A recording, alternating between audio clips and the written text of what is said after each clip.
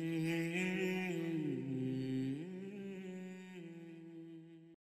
now I'd like to call upon our final speaker of the day, Muhammad Omar Faruq.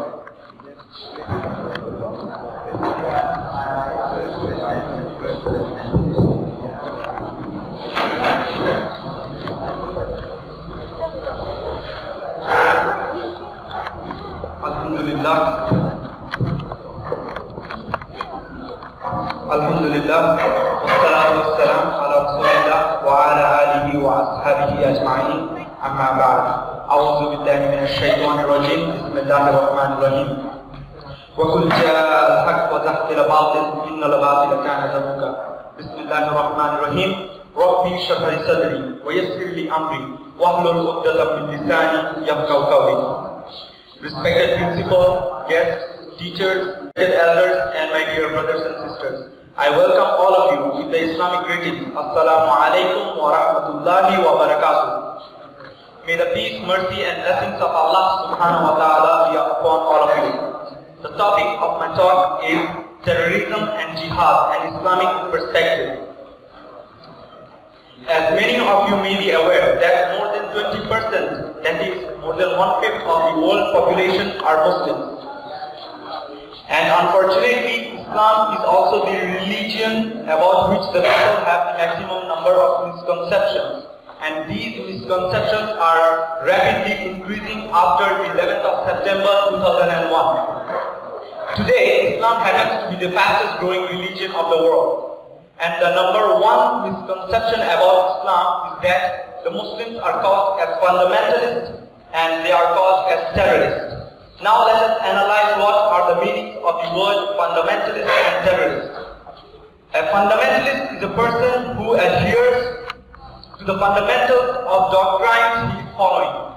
For a person to be a good doctor, he should know, follow and practice the fundamentals of medicine.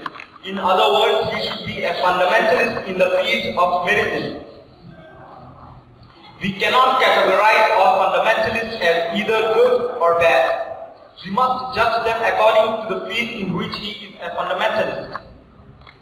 And there is not a single fundamental of Islam which is against humanity as a whole. If you read the Webster dictionary, it says that the word fundamentalism was first used to describe a group of Protestant American Christians who objected to the church, saying not only the message of the Bible is from God, but every letter, every word of the Bible is from God. But if you read the Oxford Dictionary, it says that fundamentalism is strict maintenance to the ancient teaching or doctrines of any religion. But if you refer to the new edition of the Oxford Dictionary, it says that strict maintenance or adherence to the teachings of any doctrine of any religion, especially Islam. The word especially Islam has been added in the new edition of Oxford Dictionary. So whenever a person uses the word fundamentalist, he thinks about a Muslim who is a terrorist. Now what is the meaning of the word terrorist? A terrorist is a person who causes terror. Whenever a robber sees a policeman, he is terrified. So the policeman is a terrorist for the robber. Similarly, whenever a robber sees a Muslim, he should be terrified. Whenever a rapist sees a Muslim, he should be terrified.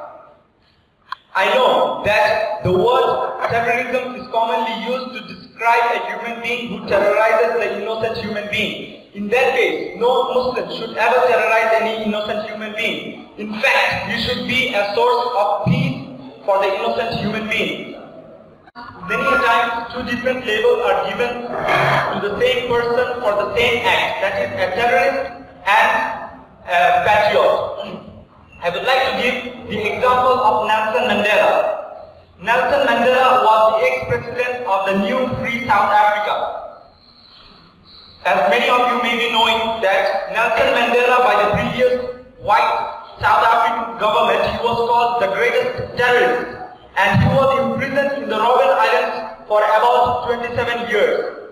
But the same person, Nelson Mandela, by the indigenous South Africans, he was called a hero. If you agree with the white government, South African government, that the white color of your skin then you would have to agree that Nelson Mandela was one of the greatest terrorists of human history. But if you agree with the common South Africans who believe that the color of your skin does not make a man superior, or as the Quran says in Surah Hujurat, chapter number 49, verse number 13, that, O mankind, we have created you from a single pair of male and female, and we have divided you into nations and tribes, so that you may know each other, not that you may despise each other. Verily, the most honored of you in the sight of Allah is the person who has taqwa. That is, the person who has righteousness, God consciousness, and piety. Or as the beloved Prophet Muhammad said in the Hajjatul Wida, in his farewell pilgrimage, that no Arab is superior to a non-Arab, neither a non-Arab is superior to an Arab, no white is superior to a black, no black is superior to a white. So, if you agree with the common South African or the glorious Quran or the saying of the Prophet Muhammad, peace be upon him, then you would not call Nelson Mandela as a terrorist, but you would call him as a person who is fighting for his rights. Another great misconception about Islam is jihad. Many people, whether Muslim or non-Muslim, have a misconception that any war fought by any Muslim for any reason whatsoever is called as jihad. In fact, the word jihad is an Arabic word. It comes from the Arabic root word jahada, which means to strive, which means to struggle, which means to exert effort. If, for example, if a student is striving to pass in an examination, in Arabic we say that the student is doing jihad.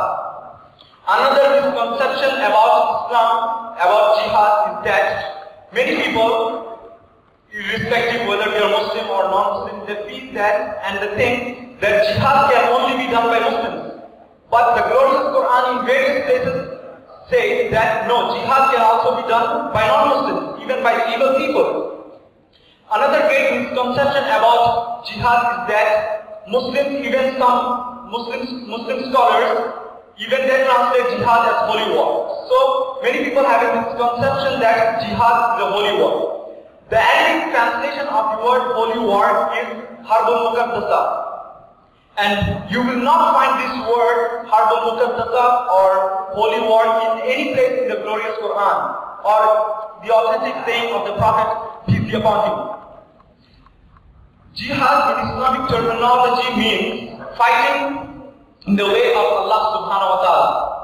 It also means to strive against one's evil inclination, against one's evil desires. It can also mean to fight, to strive to make the society better. It can also include fighting in a battlefield in self-defense. It can also include striving against oppression and tyranny.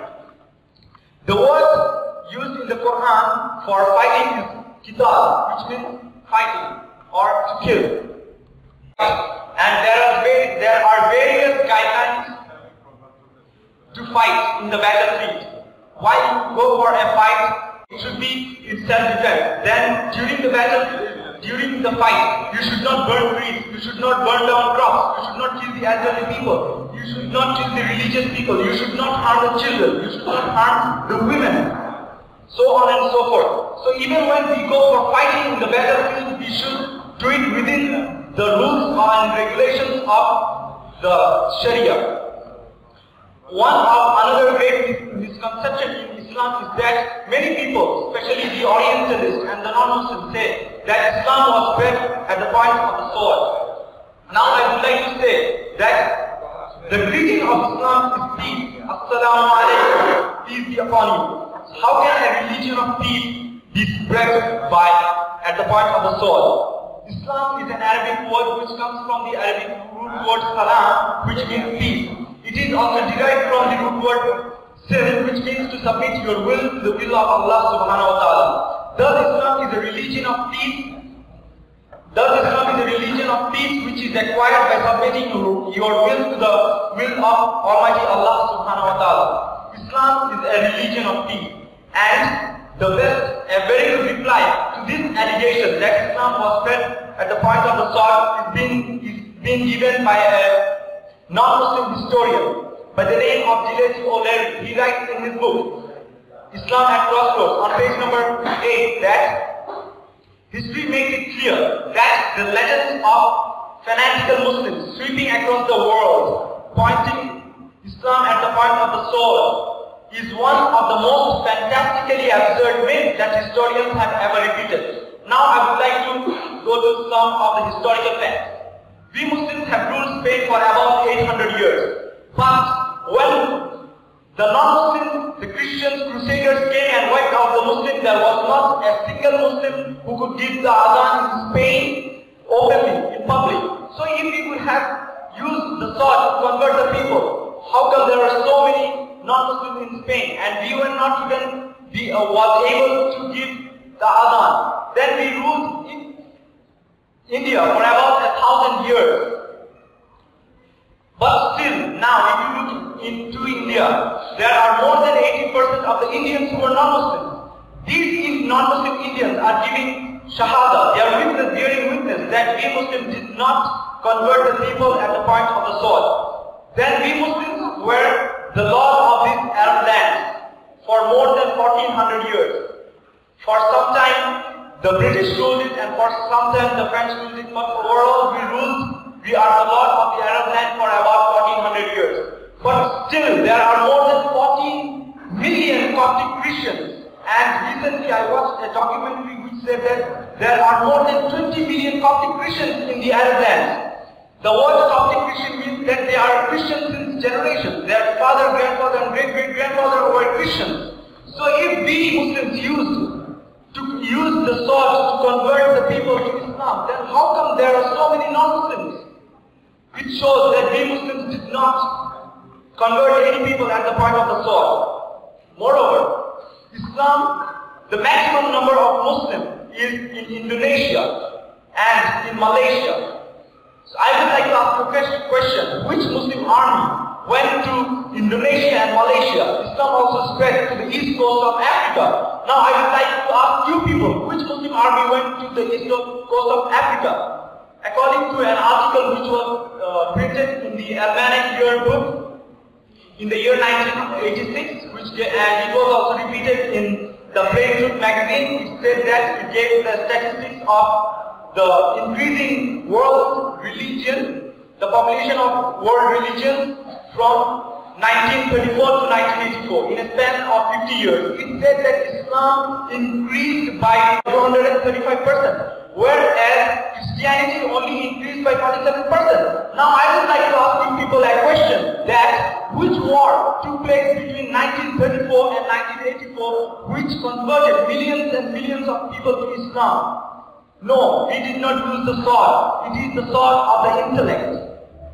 Even if we had the sword, we could not have used it, because the glorious Quran clearly states in Surah Al-Baqarah, chapter number 2, verse number 256, that La ikraha fid din, there is no compulsion in religion. Truth stands out clear from error.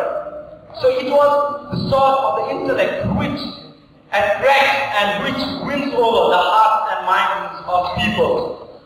And the glorious Quran says in Surah Nahl, chapter number 16, verse number 125, "Ud'u ila sabili rabbika bil hikma wal maw'izati al hasana waj'alhum billati ahsan."